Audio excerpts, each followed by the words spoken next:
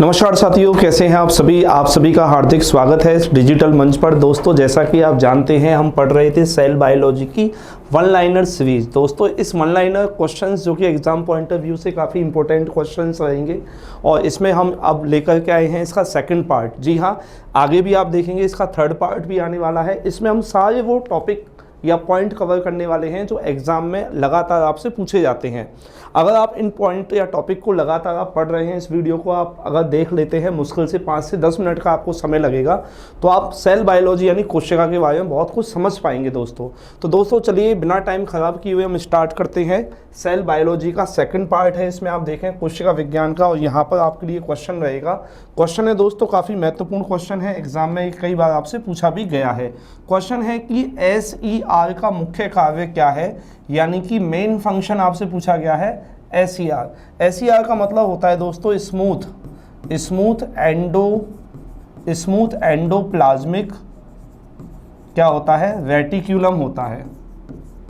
Reticulum जिसे हम कहते हैं, स्मूथ एंडोप्लाज्मिक रेटिक्यूलम कहते हैं, ठीक है।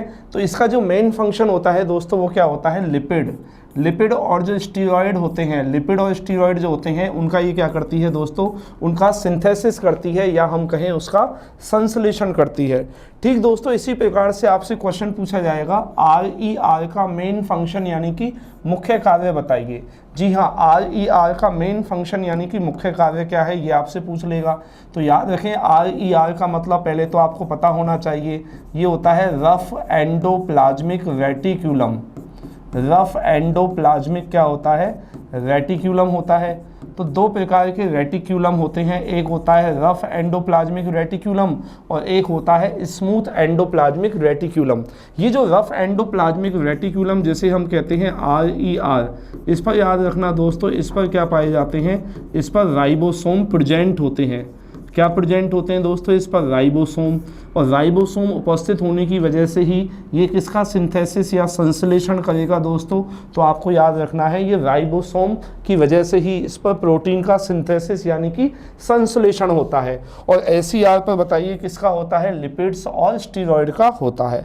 ठीक है, इस तरीके से आप याद रखें। अगला पॉइंट आप देखें दोस्तों, क्वेश्चन है कि गोल्जी बॉडी, ये जो गोल्जी बॉडी होती है, इसका मुख्य कार्य यानी कि इसका मेन फंक्शन आपसे पूछा गया है। तो दोस्तों, ये क्या करता है, ये जितने भी जो सब्सटेंस होते हैं या जो जितने भी मटेरियल्स होते हैं, ठीक है ना, उनका पैकेजिंग का काम करता है और उनका सिक्रीशन का काम करता है, ठीक है ना। ये कुछ चीज़ें बना रहा होता है और उनका पैकिंग का भी काम करता है। जैसे आप यूँ समझें इसे कि आप जब कोई ऑर्डर करते हैं, ऑनलाइन ऑर्डर करते हैं, तो आपके पास में जो डिलीवरी बॉय आता है वो चीज़ों को पैक करके लेके आता है, एक जगह से दूसरी जगह तक सामान को पैक करके लेके जाता है।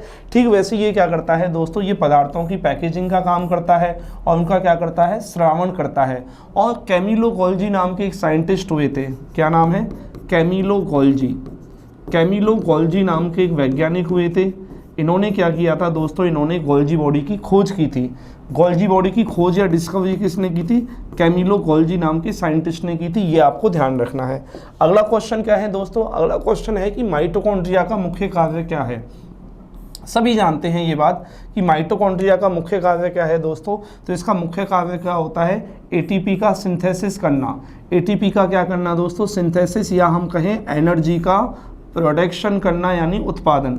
तो ऊर्जा का जो उत्पादन होता है, एनर्जी का जो प्रोडक्शन होता है या ATP का संश्लेषण, ये कौन करता है दोस्तों, ये माइटोकॉन्ड्रिया करता है, ठीक है ना। और माइटोकॉन्ड्रिया कुछ इस तरीके से होते हैं, कोशिका के अंदर कुछ इस प्रकार से पाए जाते हैं, आपको पता होना चाहिए, है ना। इस तरीके से माइटोकॉन्ड्रिया होते हैं, आगे हम पढ़ने वाले हैं, ठीक है ना।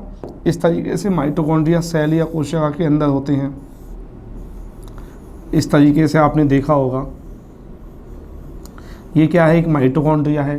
तो यहाँ पर क्या होता है, ATP का सिंथेसिस या संश्लेषण होता है।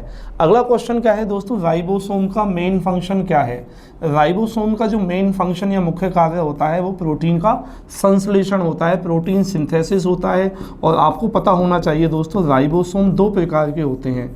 राइबोसोम दो प्रकार के होते हैं, एक होते हैं 70S राइबोसोम और एक होते हैं दोस्तों क्या, एक होते हैं 80S राइबोसोम। तो 70S राइबोसोम और 80S राइबोसोम ये दो प्रकार के होते हैं और इनका मेन फंक्शन क्या है दोस्तों, प्रोटीन का सिंथेसिस करना यानी कि संश्लेषण करना इनका मुख्य कार्य होता है। और याद रखना दोस्तों, राइबोसोम जो होते हैं ना, राइबोसोम कहाँ कहाँ पाए जाते हैं, राइबोसोम पाए जाते हैं साइटोप्लाज्म के अंदर। इसके अलावा राइबोसोम कहाँ पाए जाते हैं, माइटोकॉन्ड्रिया के अंदर भी पाए जाते हैं। कहाँ पाए जाते हैं, माइटोकॉन्ड्रिया के अंदर भी पाए जाते हैं। इसके अलावा राइबोसोम प्लास्टिड के अंदर भी पाए जाते हैं, जिसे हम कहते हैं लवक। और इसके अलावा दोस्तों राइबोसोम कहाँ पाए जाते हैं, रफ एंडोप्लाज्मिक रेटिक्यूलम। तो 3 पॉइंट आपको याद रखने हैं, 3 से 4 पॉइंट, साइटोप्लाज्म, माइटोकॉन्ड्रिया, प्लास्टिड और RER, इन सभी में भी क्या होते हैं, राइबोसोम पाए जाते हैं। अगला क्वेश्चन दोस्तों देखिए, अगला क्वेश्चन क्या है कि लाइसोसोम का मुख्य कार्य क्या है। इसका मेन फंक्शन पूछा गया है लाइसोसोम। और लाइसोसोम को हम सुसाइडल बैग भी कहते हैं। सुसाइडल बैग जिसे हम कहते हैं आत्मघाती थैली, आत्मघाती थैली भी इसे हम कहते हैं, क्योंकि इसके अंदर क्या पाए जाते हैं, हाइड्रोलाइटिक डाइजेस्टिव एंजाइम्स पाए जाते हैं और कई बार ये एंजाइम्स इसी को पचा डालते हैं, ठीक है ना। तो इसका काम दोस्तों क्या है, इसका digestion of waste and materials, digestion of waste materials यानी कि जो अपशिष्ट पदार्थ होते हैं, अपशिष्ट पदार्थ जो सेल के अंदर जो वेस्ट प्रोडक्ट जो बन रहे हैं, जो वेस्ट मटेरियल्स जो बन रहे हैं, उनका ये क्या करता है, डाइजेशन कर लेता है, पाचन कर लेता है, उनको पचा डालता है। तो ये क्या है, ये इसका कार्य है। न्यूक्लियस का मुख्य कार्य आपसे पूछा गया है और न्यूक्लियस सेल के सेंटर में पाया जाता है। मान लेते हैं ये एक सेल यानी कि कोशिका है और इस सेल के अंदर दोस्तों सेंटर में क्या होगा, न्यूक्लियस होगा। और न्यूक्लियस के अंदर ही क्या पाए जाते हैं दोस्तों, इसी के अंदर पाए जाते हैं क्रोमोसोम।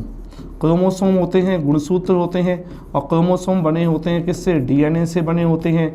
और DNA किससे बने होते हैं दोस्तों, जीन से बने होते हैं। तो याद रखना DNA का भंडारण करना है ना, DNA का क्या करता है, ये स्टोरेज करता है। तो DNA इनके अंदर ही होता है। एंड जेनेटिक कंट्रोल यानी कि अनुवांशिक नियंत्रण करना, बिल्कुल सही बात है। यानी कि इसके अंदर जेनेटिक इन्फॉर्मेशन होती है, इसके अंदर अनुवांशिक सूचनाएं होती हैं। तो अनुवांशिक सूचनाएं किसके अंदर होती हैं, कोशिका के अंदर जो न्यूक्लियस होता है और न्यूक्लियस के अंदर क्या, क्रोमोसोम यानी कि जो DNA होते हैं उसके अंदर होती हैं। अगला क्वेश्चन देखें दोस्तों, अगला क्वेश्चन क्या है, न्यूक्लियोलस का मुख्य कार्य बताइए, है ना। न्यूक्लियोलस का मेन फंक्शन क्या है, राइबोसोम का क्या करना दोस्तों, फॉर्मेशन करना, निर्माण करना। देखो न्यूक्लियस होता है सेल के सेंटर में, सेल के केंद्र में होता है न्यूक्लियस और न्यूक्लियस के अंदर ही दोस्तों पाया जाता है न्यूक्लियोलस। इसी के अंदर दोस्तों क्या होती है, इसी के अंदर होती है दोस्तों न्यूक्लियोलस। और इस न्यूक्लियोलस को हम दोस्तों हिंदी में कहते हैं केंद्रिका, केंद्रिका कहते हैं, केंद्रिका। इसकी खोज की थी फोंटाना नाम के साइंटिस्ट ने। तो फोंटाना नाम के साइंटिस्ट ने केंद्रिका की खोज की थी, जिसका कार्य क्या है, राइबोसोम का संश्लेषण करना यानी कि निर्माण करना। इसके अलावा दोस्तों क्वेश्चन है जो सेंट्रियोल होता है ना, सेंट्रियोल, ठीक है, सेंट्रियोल का कार्य आपसे पूछा गया है। इसका कार्य होता है सेल डिवीजन में हेल्प करना, कोशिका के विभाजन में सहायक होना। ये इसका दोस्तों क्या है, इसका कार्य होता है सेल डिवीजन में हेल्प करता है ये। इसके अलावा दोस्तों ये जो साइटोप्लाज्म होता है, इसका कार्य पूछा गया है, इसका मुख्य कार्य क्या है, रासायनिक क्रियाओं का क्या होता है, ये स्थल होता है ये, यानी कि साइट ऑफ बायोकेमिकल रिएक्शंस। यहाँ पर बहुत सारी बायोकेमिकल क्या होती हैं, रिएक्शंस होती हैं, रासायनिक अभिक्रियाएं होती हैं। किसके अंदर होती हैं दोस्तों, ये साइटोप्लाज्म के अंदर ही होती हैं। क्लोरोप्लास्ट के बारे में आपसे पूछा गया है कि जो क्लोरोप्लास्ट होता है, और सभी जानते हैं क्लोरोप्लास्ट किसके अंदर होता है दोस्तों, प्लांट के अंदर होता है। और प्लांट के जो ग्रीन पार्ट होते हैं, प्लांट के जो ग्रीन भाग होते हैं, जैसे कि हम बात करें लीफ, इसके अंदर क्या होता है, इसके अंदर दोस्तों क्लोरोप्लास्ट होता है। और इनके अंदर दोस्तों क्या होता है, आपको पता होना चाहिए, इनके अंदर होता है फोटोसिंथेसिस, जिसे हम कहते हैं प्रकाश संश्लेषण। तो याद रखना क्लोरोप्लास्ट का जो मुख्य कार्य क्या है, फोटोसिंथेसिस। और दोस्तों इस फोटोसिंथेसिस के दौरान ही ऑक्सीजन गैस क्या होती है, मुक्त हो जाती है, ठीक है। और कौन सी गैस का यूज़ होता है इस फोटोसिंथेसिस में, CO2 गैस का यूज़ होता है और ऑक्सीजन गैस इसमें रिलीज होती है। वैक्यूल के बारे में पूछा गया है। वैक्यूल को हम हिंदी में कहते हैं रिक्तिका।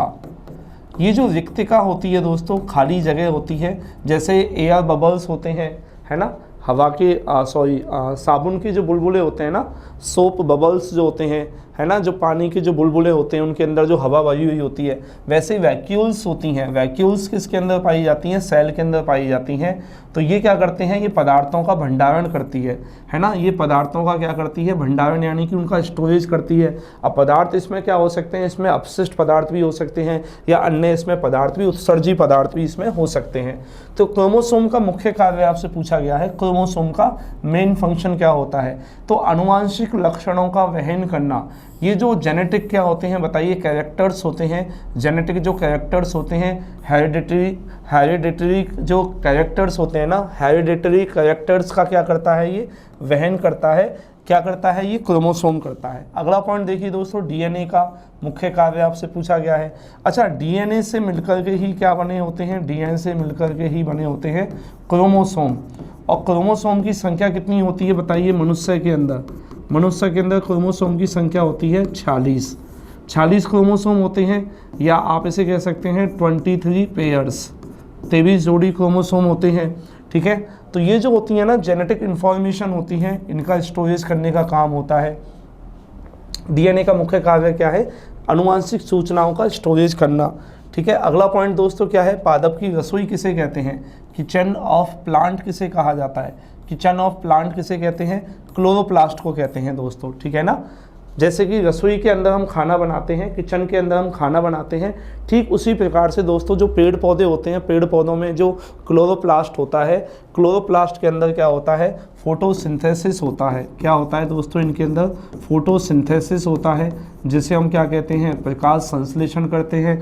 और प्रकाश संश्लेषण के दौरान ही दोस्तों क्या होता है? इनमें स्टार्च बनता है। क्या बनता है दोस्तों? स्टार्च बनता है। तो जैसे हम रसोई घर में खाना बनाते हैं, वैसे ही फोटोसिंथेसिस के दौरान क्लोरोप्लास्ट के अंदर स्टार्च बनता है। तो इसका मतलब इसे क्या बोला जाएगा? पादप की रसोई कहा जाएगा, किचन ऑफ प्लांट इसे कहा जाएगा।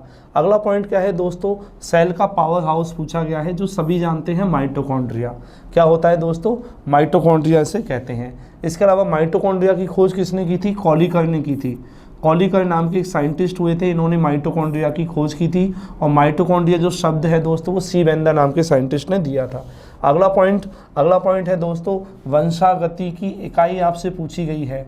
ठीक है ना, यूनिट्स ऑफ हेरिडिटी पूछा जाए तो जीन क्या है दोस्तों?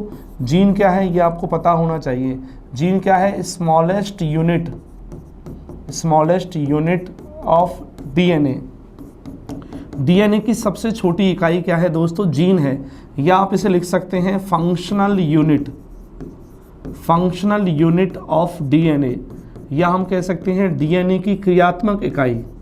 क्या है दोस्तों? ये डीएनए की क्रियात्मक क्या है दोस्तों? इकाई है, या डीएनए की क्या है? ये सबसे छोटी इकाई है। सबसे छोटी दोस्तों क्या है? सबसे छोटी इकाई होती है। इसी को दोस्तों हम क्या कहते हैं? इसी को हम कहते हैं जीन। याद रखना, काफ़ी बार एग्जाम में क्वेश्चन पूछा गया है। ठीक है ना, जीन। तो अगला पॉइंट देखिए दोस्तों क्या है? वंशागति के वाहन किसे कहते हैं? हेरिडिटी व्हीकल्स किसे कहा जाता है? गुणसूत्र को। देखिए ये पॉइंट मैंने कई बार डाला है क्योंकि एग्जाम में आता है। अब देखिए क्रोमोसोम किससे बने होते हैं? डीएनए से, मैं बता चुका हूँ। और डीएनए किससे बने होते हैं दोस्तों? जीन से। तो आनुवांशिक की इकाई जीन है ना। आनुवांशिक वंशागति के वाहन या हेरिडिटी व्हीकल्स किसे कहेंगे? क्रोमोसोम, या फिर ऑप्शन में डीएनए मिलेगा आपको। और डीएनए क्या होता है दोस्तों? डीएनए न्यूक्लियोटाइड का पॉलीमर होता है। न्यूक्लियोटाइड का दोस्तों क्या होता है? ये पॉलीमर होता है। न्यूक्लियोटाइड का क्या है? ये पॉलीमर, न्यूक्लियोटाइड का पॉलीमर, या इसे हम कह सकते हैं पॉलीमर ऑफ न्यूक्लियोटाइड, या फिर दोस्तों इसे हम कह सकते हैं पॉलीन्यूक्लियोटाइड भी इसे बोला जाता है। तो डीएनए बताइए क्या है? डीएनए एक पॉलीन्यूक्लियोटाइड है, या फिर न्यूक्लियोटाइड का क्या है दोस्तों? ये पॉलीमर है। ये भी आपसे एग्जाम में क्वेश्चन काफ़ी बार पूछा जा चुका है, ध्यान रखें आप। अगला क्वेश्चन है, टमाटर के रेड कलर का कारण क्या है बताइए? टमाटर का जो रेड कलर होता है उसकी वजह क्या है? तो देखिए इसमें एक लाइकोपीन नाम का एक पिगमेंट पाया जाता है। पिगमेंट को हिंदी में कहते हैं दोस्तों वर्णक। जैसे कि हमारी स्किन में भी पिगमेंट होता है, हमारी आँखों की आइरिस में भी पिगमेंट होता है। तो इस पिगमेंट की वजह से ही हमारी स्किन का कलर, लेकिन लाइकोपीन नहीं होता, मेलेनिन पिगमेंट होता है हमारी स्किन में। मेलेनिन पिगमेंट हमारी स्किन में होता है, ठीक है ना। स्किन के अलावा कहाँ होता है, आइरिस में होता है। ठीक वैसे ही इस टमाटो यानी कि टमाटर में भी एक पिगमेंट होता है जिसका नाम क्या है, लाइकोपीन। इसके अलावा दोस्तों आपको ये भी पता होना चाहिए कि जो टमाटर होता है, टमाटर के अंदर एक एसिड होता है जिसका नाम क्या है, ऑक्जेलिक एसिड। ऑक्जेलिक एसिड होता है टमाटर में। और ज़्यादा टमाटर अगर आप खा रहे हैं, ज़्यादा खाने से, अगर ज़्यादा टमाटर खाते हैं तो आपको क्या हो सकता है दोस्तों, आपको किडनी स्टोन हो सकता है, आपको गुर्दे की पथरी हो सकती है। जी हाँ, अगर आप ज़्यादा टमाटर खाते हैं और पानी कम पीते हैं, टमाटर ज़्यादा खाते हैं, तो इसकी वजह से आपको क्या हो सकता है, इसकी वजह से आपको हो सकता है किडनी स्टोन। तो क्वेश्चन पूछा जाता है टमाटर में कौन सा एसिड होता है, तो आप कहेंगे ऑक्जेलिक एसिड। और टमाटर में कौन सा विटामिन होता है, टमाटर में विटामिन सी पाया जाता है। विटामिन सी भी टमाटर में पाया जाता है। तो आज के लिए दोस्तों वन लाइनर सीरीज में इतना है। हम 20-20 क्वेश्चन को लेकर के डिस्कस करेंगे। बाकी मिलते हैं अगली वीडियो में, तब तक के लिए आप सभी का बहुत बहुत धन्यवाद।